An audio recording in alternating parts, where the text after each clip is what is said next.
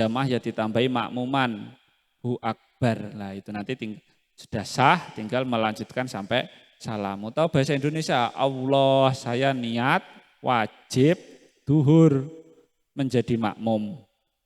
Hu akbar itu sudah selesai sampai salam. Atau bahasa Indonesia, Allah niat ingsun sholat wajib duhur kelawan dadi makmum lillahi ta'ala hu akbar gitu. Jadi mulut kita bilang Allahu Akbar, hati kita bilang usolli fardhol maghrib, isya ataupun subuh dan yang lain sebagainya. Itu adalah rumusan fikih yang saya pahami tentang niat sholat sing sah untuk sholat wajib. Au kanat as-sholatu naflan dzata waqtin ka rotibatin au dzata sababin kal istisqai. Wajaba qasdu fi'lihi wa ta'yinihi. La niatan nafilah. Ya. Tetapi ini berbeda, itu tadi untuk sholat wajib.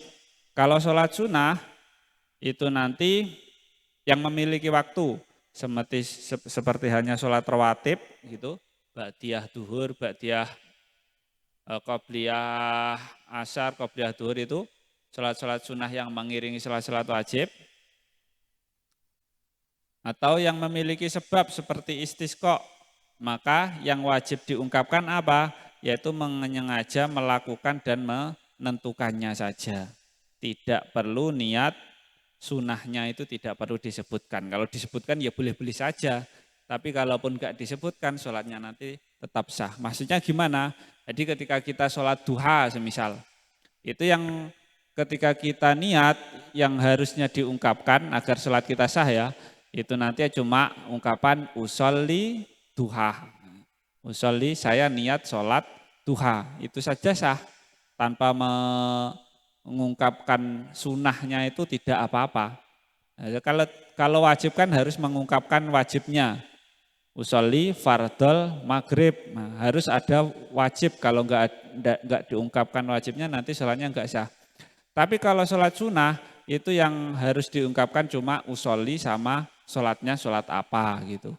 Usolli duha, semisal saya niat sholat duha, itu sah saja tanpa menambahkan usolli sunatat duha. Saya niat sholat sunnah duha, sunnahnya enggak usah diungkapkan pun sholat kita tetap sah. Tapi ya tetap yang paling baik ya diungkapkan. Ini cuma saya menjelaskan tentang batasan yang bisa niat yang sah dan yang enggak sah itu yang bagaimana gitu. Jadi kalau sholat wajib, saya ulangi ya, sholat wajib itu 3 kriteria harus diungkapkan. Usolli, fardhol, maghrib itu harus. Tapi kalau sholat sunnah cuma 2 saja. Usolli, duha gitu saja sah.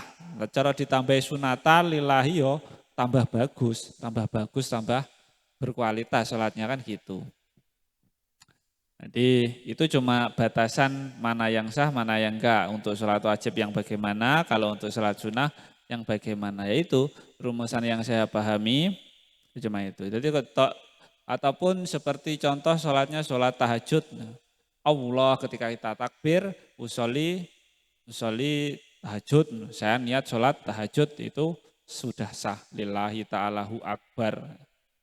Diteruskan sampai itu sudah cukup.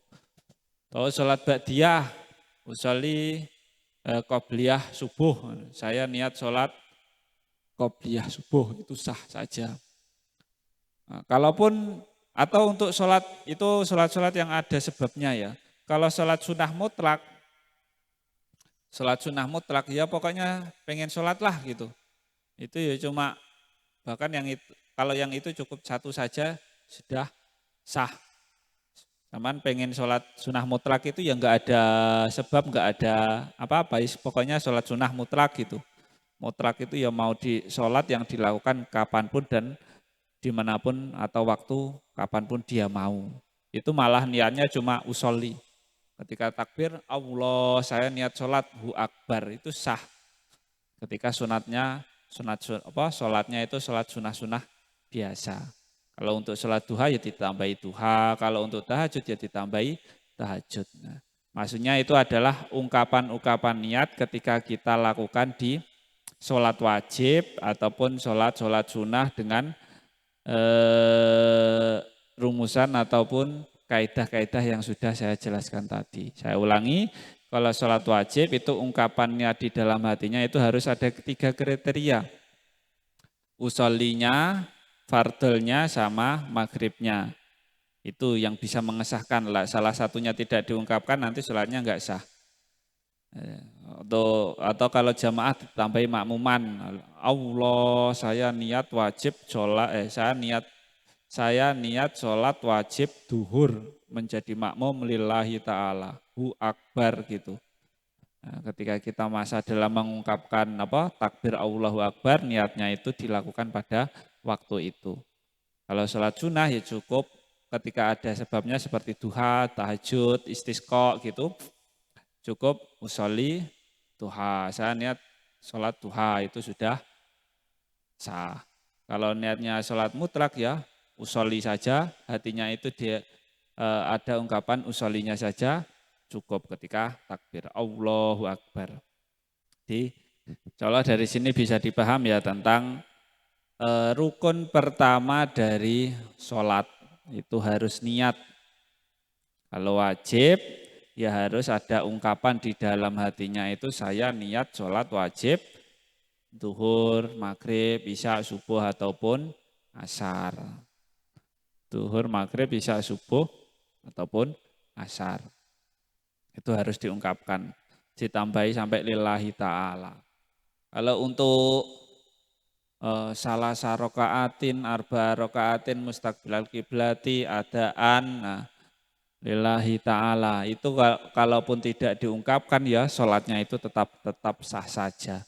Tapi kalau disempurnakan seperti itu ya malah tambah baik.